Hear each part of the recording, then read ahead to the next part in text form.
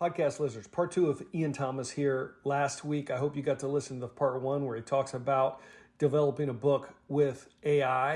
I mean, he wrote a book with AI, right? So now he talks about how he actually went about doing it. You're going to enjoy this. See you. You're listening to Making Data Simple, where we make the world of data effortless, relevant, and yes, even fun.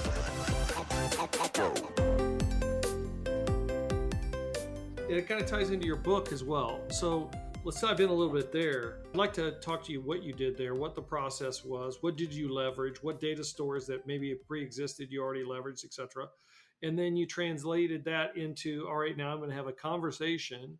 How did you go about doing that, and how do you feel about the answers? And I guess, what did you learn out of it? So I'll go backwards or forwards. I'll answer everything. Okay. So in terms of the process, something to understand is that, I use the word train as a kind of shorthand word to explain to people how the process worked, but it's not actually training, because GPT-3 has been trained on, what can be thought of as the greatest sum total of human text in existence. Every public domain book, every, common web crawl, all sorts of different data sets are all inside GPT-3. And so when you're accessing GPT-3, you're accessing all of that data and all of the patterns within all of that language. So what we did is we prompted GPT-3. So how prompting works is you set up a pattern, and GPT-3 is very good at completing a pattern. So what we would do is we would create a series of questions and answers where the questions we were asking were original, but then answered by existing texts within the world.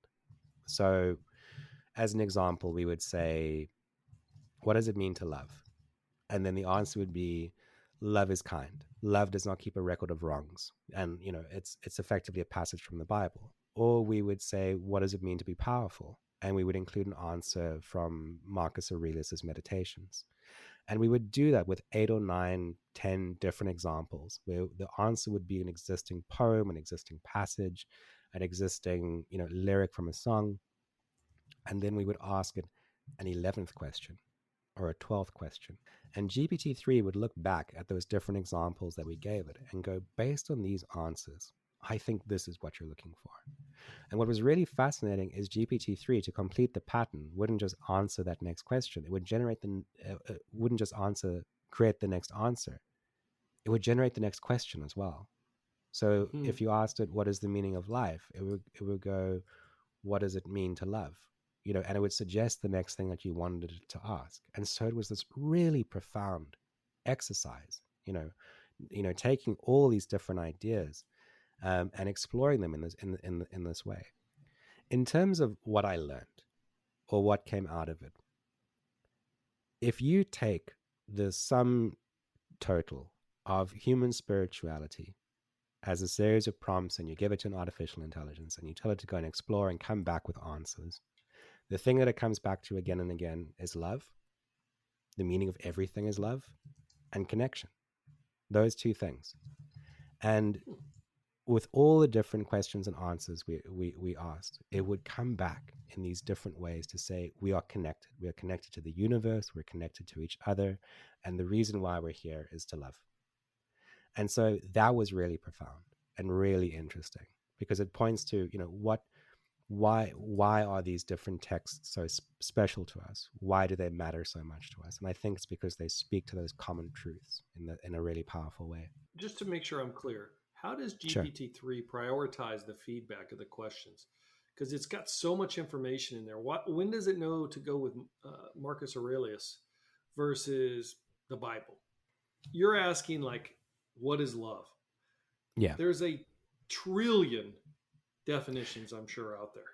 A trillion. Sure. So we give it the answer. We create a pattern. So we effectively give it a series of questions and answers where we're going. The question is, so we create the start of the pattern. I follow. Yeah. So we're creating a dialogue and making that dialogue a pattern, and then putting the next step in the pattern and not completing it, and asking the artificial intelligence to complete it based on the previous answers. And it's generating a novel, you give it original answer.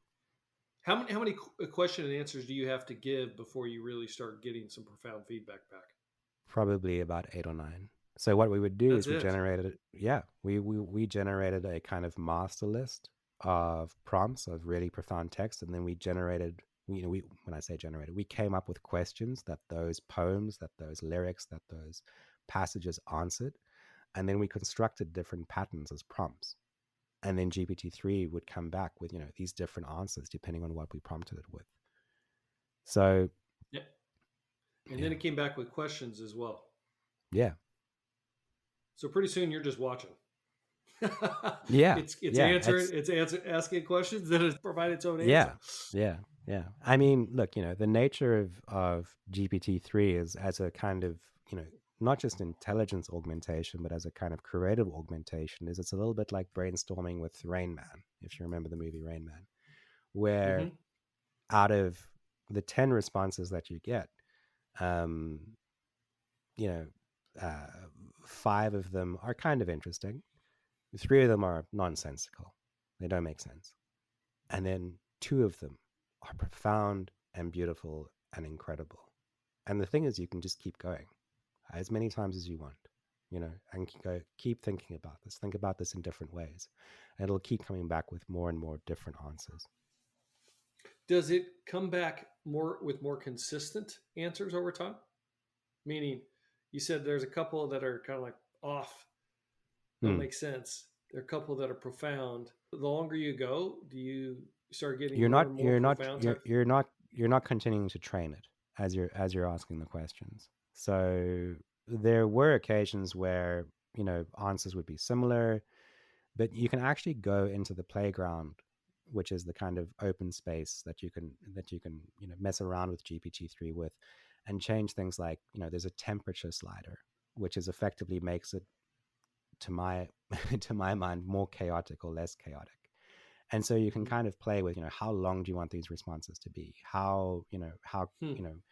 um how crazy do you want them to be, how straightforward do you want them to be.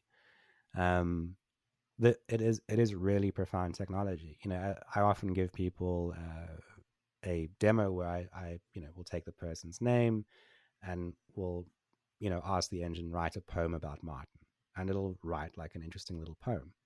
And then I'll say to GPT-3, write a sales email to a history professor based in Maine selling him a used Dodge Charger, and it'll write that email. And it's a very Hmm. convincing email that makes you want to buy a car if you happen to be a history professor in Maine. As a creative individual, an artist yourself, does it worry you a little bit though? Like pretty soon AI will say, look, here's what we suggest you eat tonight. Here's the recipe. Here's the next Mona Lisa. Here's the next poem. And, it's almost like, man, I can't do that. Or, uh, I mean, does it I ever look, like just depress you? I'm personally very excited. I come to this from a place of incredible excitement around the potential that it unleashes, where you can be a kid who wants to write comic books, you can't find an artist who can work with an AI to generate your comic book with you. Where you're someone who has an idea for a story but isn't quite sure how to write it, and you can see an example of how to get to where you want to be. Where it becomes this incredible tool that democratizes creativity in really profound ways. I think we are in a moment culturally of incredible tension around this technology, and understandably so, because for the past decade or so, we've been saying it's going to be truck drivers. They're going to automate truck driving, and all the truck drivers are going to lose their jobs, which means all the gas stations are going to shut down, which means all the hospitals are not going to have as much um, you know, people coming in for surgeries or because they've been in a crash. There's going to be this profound effect on society, and it's going to happen there. I gave a speech at my college, a commencement speech, where Mm-hmm. I said to them, "You are so lucky to be working in the creative fields because it's going to be one of the last things that gets automated." And over the last year or two, I've been proven profoundly wrong in terms of the creative potential around artificial intelligence. one of the main points of the book of what makes us human is to make people aware of the potential behind the technology, to be a part of the conversation around artificial intelligence. Because I think what happened with the first web is that we were very excited about it and we went into it expecting it to be an overwhelmingly positive thing no matter what happened, because the technology was good. It seemed to be, filled with positive potential. And over time, there were definitely things within the web, within social media and so on, that were not good for society, that were not good for culture. And I think part of the reason for that is we as a society were not actively involved in the conversation enough because we weren't aware of what was being done. And I see AI as something that has a very real potential to be more important than the internet in terms of the effect it will have on the world. And I think everyone should be aware of that, and they should be involved in the conversation whatever way they can be, so that we can make sure that whatever we're building, it is good for us. It's good for culture. It's good for society. And it takes us to a good place. It sounds like, if oversimplify, and probably won't do it justice here, but you would say, as an artist or a creative individual, this puts you in a higher value position, meaning, you're not starting at level zero with AI, augmented intelligence. You're starting at, if you're looking at 0 to 10, you're starting at a 5 or a 6, and then you can finish it up and get to places that you've never got before. Kind of like what you said, if you're that's a great example. If you're a kid that's trying to create a comic book, but you need the artist, you need somebody else to do that piece. You've got a partner. You got a partner to work with. Or if you're the artist, if you work with something like GPT-3, you've got the writer, and so it's really going to democratize things in a really powerful way, I think. And Ernest Hemingway always spoke about the white bull, the blank page, which is the hardest space for anyone to start from as a creative person. So if you can work with someone or something in this instance that complements what you already know, that works with you to achieve what your vision is, whatever that looks like, I think that's something that's going to change the world.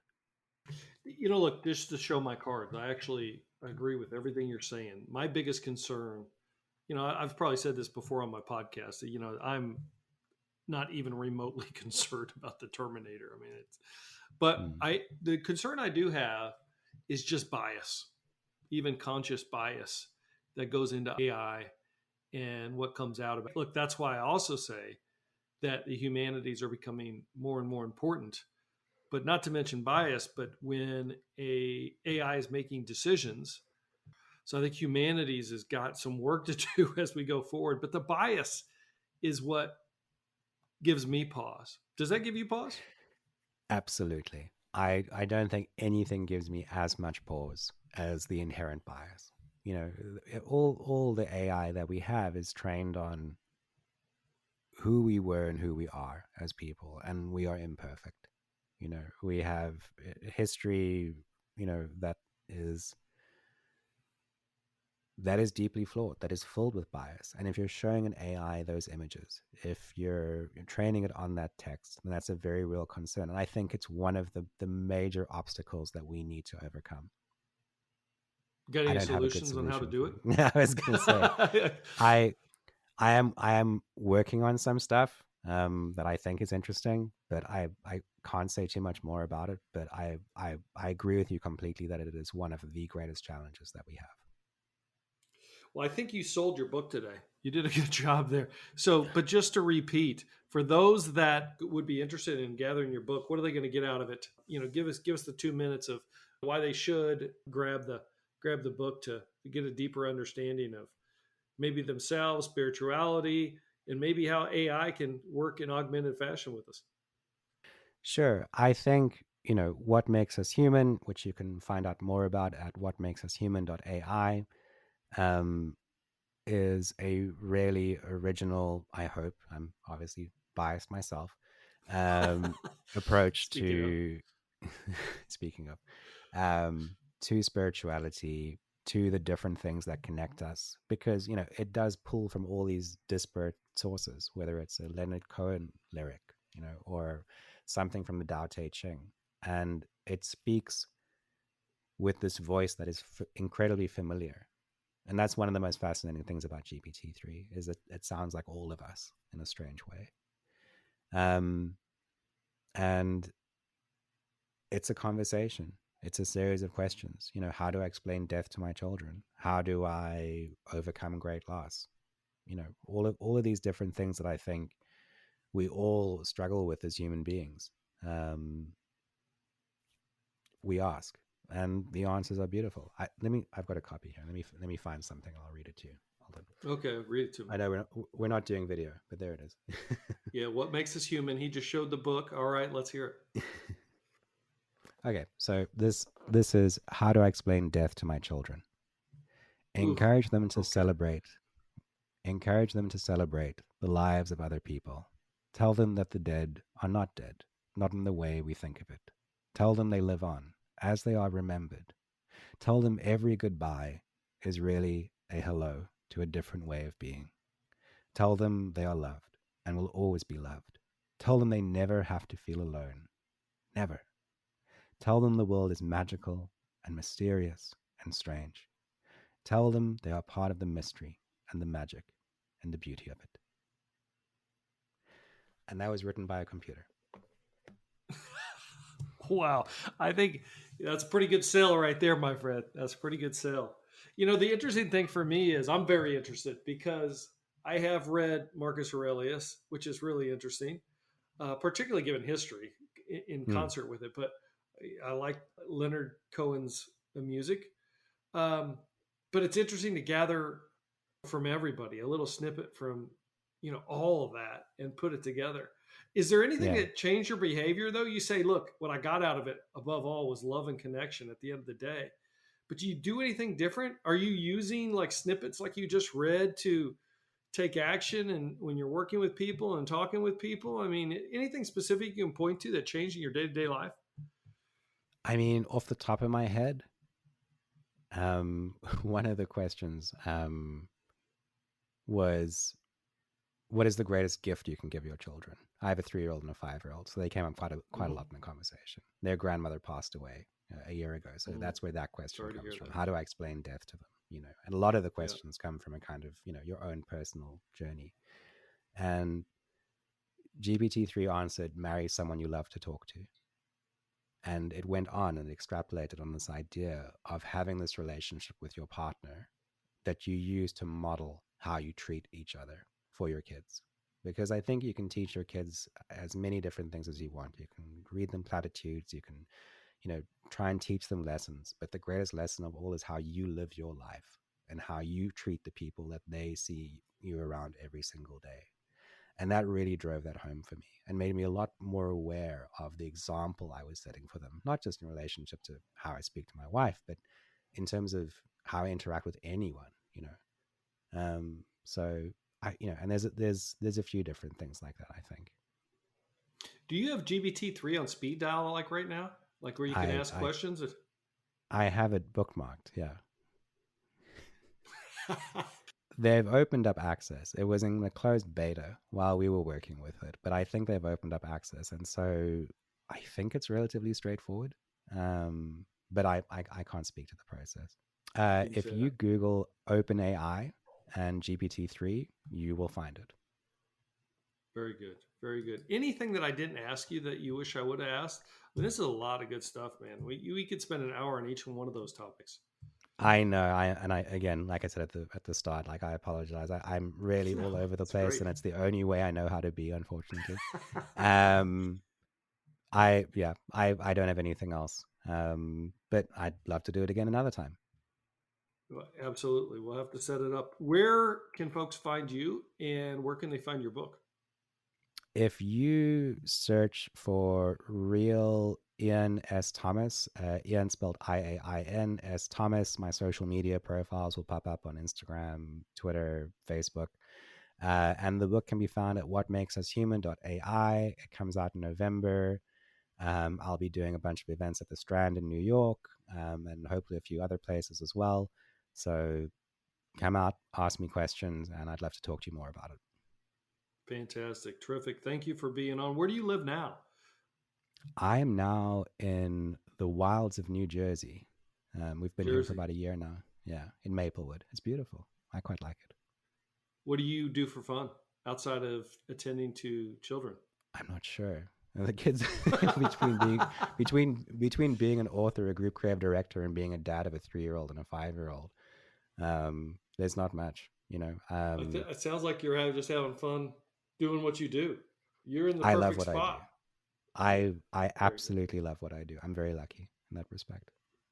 Yeah, that's. I think that's the definition of success, right? Mm-hmm. Well, terrific. Thank you for being on, Ian. It's been a learning experience for me. I will definitely be one of the ones that is reading your book rather quickly. This is almost like a cheat sheet across the entire landscape, which I find very interesting. So I'm going to take advantage of it. Thank you for being Amazing. on. We'll hope to have you again. Thank you so much. Have a great day. Podcast listeners, as always, hit us on almartintalksdata@gmail.com. Let us know how we're doing. Please rate us in your flavor of podcast choice. Until next time, we'll see you on the podcast. Bye-bye.